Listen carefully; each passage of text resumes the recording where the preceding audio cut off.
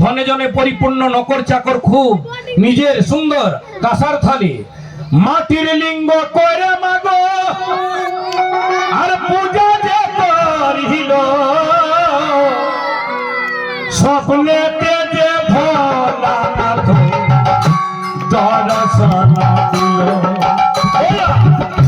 হরি নাম বিনে রে গো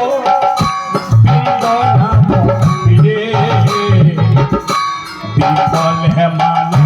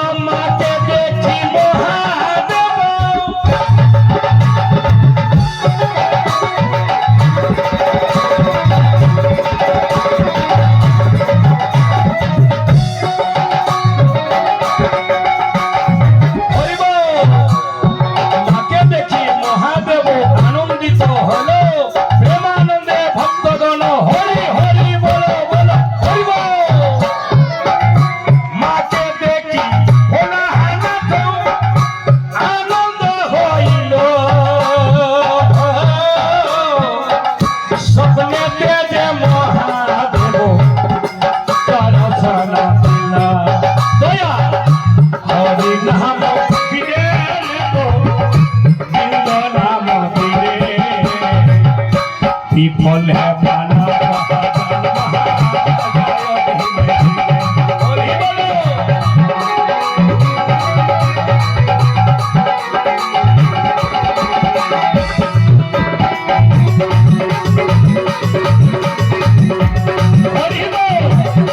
বিফল হে মানব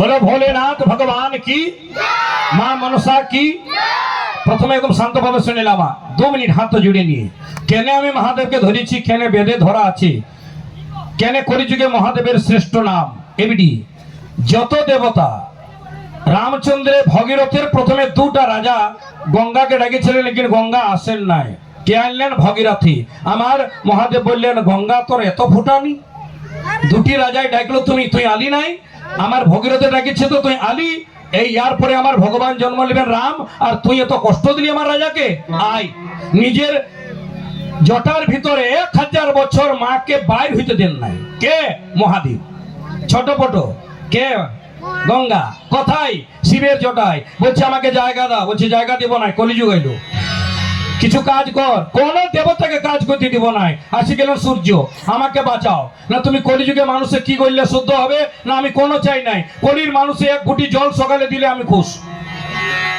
না ঠিক আছে এটা করতে পারবে কলির মানুষ এই গণেশ তুই কি করবি না আমাকে যদি দুটা দুর্বা ঘাস দিয়ে দেয় তো আমি আনন্দ পারবে দিতে পারবে মানুষ হ্যাঁ হ্যাঁ পারবে বাবা দুর্বা দিতে পারবে না গণেশকে এই পার্বতী তুই না আমাকে কোনো নাই আমাকে অল্প একটি জবা ফুল লাল ফুল পদ্ম ফুল দিলে আমি খুশ গঙ্গা তুই কি করবি না যদি কলিযুগের মানুষ গঙ্গা স্নান না করতে পারে নিজের ঘরের যদি জলে গঙ্গা গঙ্গা বলে তার গঙ্গা স্নানের ফল করে দেব ঠাকুর আমাকে বাইর হইতে দাও আমাকে বাইর হইতে দাও মহাদেব বললেন বার হয়ে যা এত বেনিফিট আমাদের নিজের ঘরে গঙ্গা গঙ্গা বলে যদি স্নান করি তো গঙ্গা স্নানের ফল হয় কি বাবা আর এইখানে যদি কীর্তন করি তো ইয়ার নাম হলো জ্ঞান গঙ্গা ওইটা তো ভাগীরথের গঙ্গা এইটা জ্ঞান গঙ্গা গঙ্গা যেখান থেকে বাইর হয়েছে আমি এবছর গিয়েছিলাম তার নাম গঙ্গোত্রী হিমালয় আমি গিয়েছিলাম বাবু বাঁচিয়ে এসেছি বাপরে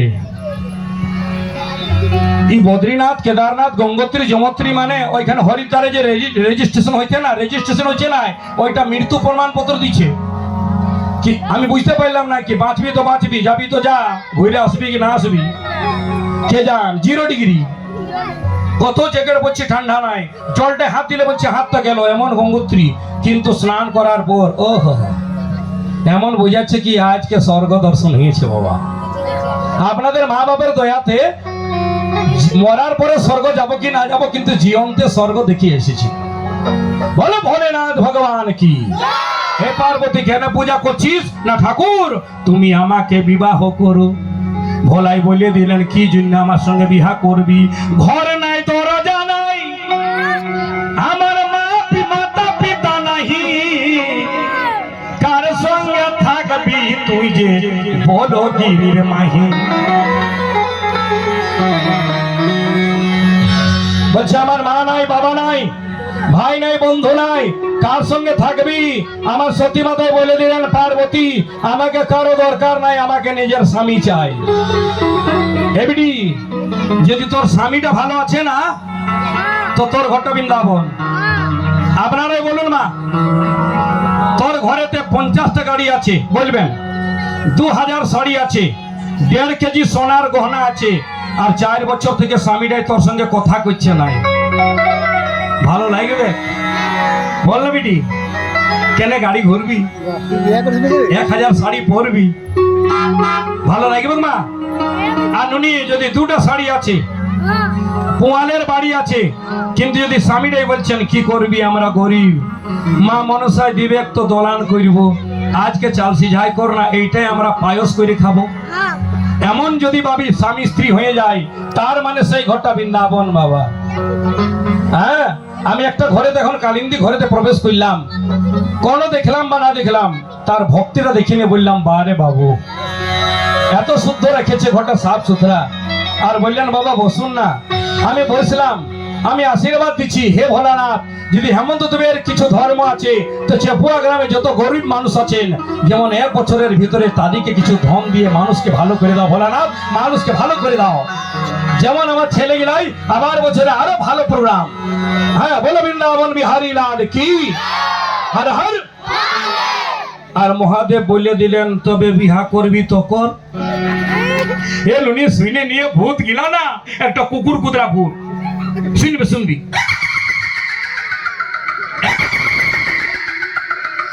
একটা রাঙ্গাহারি, এমনি একটা বরহম পিচাস। ভূতে বলছে জীবনে বরযাত্র যাইলে, আজকে চেপুয়া গ্রামে ধরব। আর ভূত গেলে বলছে সাজে যা না, প্রথমে বাবাকে সাজা না, কেমন সাজাবো, আমরা তো বর সাজাতে জানি নাই, বর তো মহিলাই সাজায়। তখন ভূতনি গেলে বলছে আমরা আছি না। আর বাবু, ভূতনি কি সাজাবে, ভূতের ও ভূতনি, ওরা কি জানে বর সাজাইতে। বর সাজাইতে তো আমার চেপুয়া গ্রামের, আমার দামুডি গ্রামের মহিলা গেলে জানে কি বরকে কেমন সাজায়, তিলক চন্দন দিয়ে কি মা। ভূত গিলা সাজাতে লাগলো গো, যত বনের সাপ ছিল ছোট ছোট, এমনি এমনি করে নিয়ে বাঁধিয়ে দিল চতুর্দিকে, আর মাঝে মাঝে একটা ছোট সাপ আর পরহাইন দিল। লে বাবা, এটা মোর বটে। একটা গলাটাই বলছে কান গেলাই কোন দাও, তখন রঙিন রঙিন সাপ গিলা, ছোট ছোট সাপ গিলা এইদিকে দিয়ে দিলেন, আর বলছে দাঁতটাই ধরে থাকবে না তো মরাবো। ভূত গিলা বলছে গলাটা একটা বিশাল সাপ, আর পেছন দিকে একটা বিরাট সাপ, যেমন ঠাকুরকে রোদ লাগে নাই, গরম লাগে নাই, তুই ভালো করে করবি, যেমন বাতাস মানে ওই তুই হাওয়া দিছিস। বলো ভোলে বাবা কি। আর সাজে গেল বেটি, তো তোরা বরযাত্রা যাবি, যাবি না? এর হ্যাঁ বল, জোর থেকে বল। বাবা লোক জায়গা না, রেডি আছো? তো এই সময় একটা বরযাত্রার গান হোক কি বাবা, রেডি? সেজে গেল সেজে গেল অল্প, আর সেজে গেল দিদি রে, সেজে গেল, হাই হাই সেজে গেল আমার ভাগড় ভোলা, সেজে গেল। কে কে মহিলাই ভোলা বাবার বরযাত্রে হাত তুলবে? হ্যাঁ মা, তুমিও তুলবে গো। ভাগো, তোমার কোনো রাগ হয়েছে বাবু? একবার আপনারা তরুণ বরযাত্রা চলো, গাড়ি ধরো, বাবু রেডি, আর থপ মারবি। হ্যাঁ, যে হাতগুলো তোলে নাই ও ভুল করছে, আমি তো কোনো বলবো নাই, লেকিন মহাদেব বলবেন কি আমার গ্রামে তো হাত তুলি নাই, দেখবো রে বেটা। দুটি হাত পেছনের মানুষ গিলা আবার দয়া করবেন, যদি হিন্দু বলেন তো হাত গিলা তুলবেন, আর যদি মুসলমান ছেলে বলো তো আল্লাহ আল্লাহ করবা, কে মানা করছে? দুটি হাত তুল, আর থপ বেটি রেডি।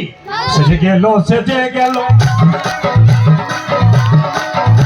আর সেজে গেল দিদি রে, সেজে গেল, হাই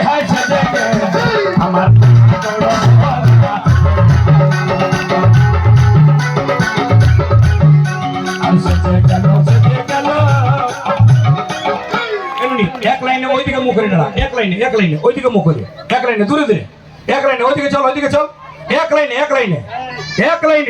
হ্যাঁ, ঠেলা ঠেলি নেই, হাত আর দূর, আর দূর, দুটি হাত তুল, ভালো করে নাচবি, বাহ, হাতগুলো তুল।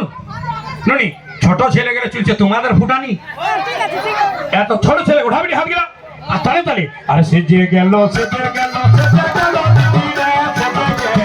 হাই হাই সেজে গেল আমার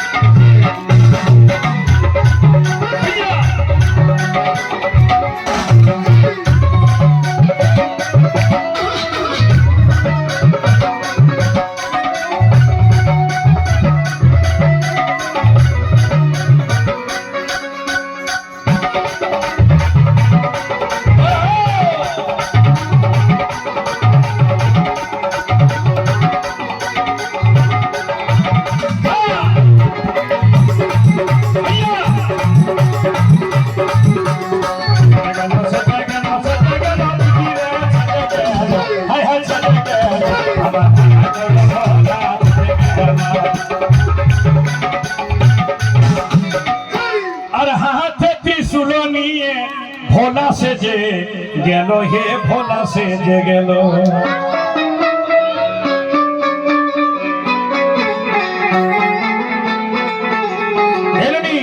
বাবুগণ, মাথায় সাপ, হাতে ডমরু, হাতে ত্রিশূল, নরমুন্ডের মালা, এমন বর দেখেছেন বাবা? এমন বর দেখেছেন? এটা বর নয়, বরা বটেন। বিবাহ করতে যাচ্ছেন নিজের জন্য নাই, দেবতার জন্য। কেন? একটি রাক্ষস আছে তার কাসুর, ও বলেছে শিবের যদি বেটা হবে তবে মরবো। তার মানে রাক্ষসটাই বুঝেছিল শিব জীবনে বিবাহ করবেন নাই, সেই জন্য ভোলা নিজের জন্য বিবাহ করেন নাই, ঠাকুর আমাদের জন্য করছেন। আজ যদি ভোলার আর না থাকতেন তা আমরা একজনও জীবন্ত থাকতি নাই। যেমন কালকুট বিষ উঠেছিল সমুদ্রেতে, কোন দেবতাই খাই নাই, রাক্ষস পালাইলো, দেবতা পালাইলো, খাইলেন কে? আমার ঠাকুর মহাদেব।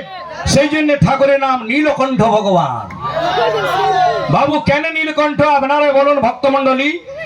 এই গলাটাই কি বাবা বিষ থাকে? বিষ খেলে তো পেটে যায়। মহাদেবের গলাটাই কেনে আছে, তার মানে তার হৃদয়ে রাম নাম ছিল বাবা। আর রাম নামটাকে আমরা সনাতনীরা হিন্দু বলি, হিন্দুরাই বলি অমৃত। তো যেইখানে অমৃত আছে বাবা, সেইখানে বিষটা যাবে কিসে? এই লাইটটা জ্বলছে তো এই আন্ধারটা থাকবে বাবা? না না, এখানে হৃদয়ে ভগবানের অমৃত আছে, এই জন্য বিষটাকে বলছে ভিতর দিকে ঢুকবি নাই, আমি আছি। এই জন্য গলাতে বসে আছে বাবা। বলো ভোলেনাথ ভগবান কি। আর হাতে ডমরু নিয়ে ভোলা সেজে গেল রে, ভোলা সেজে গেল।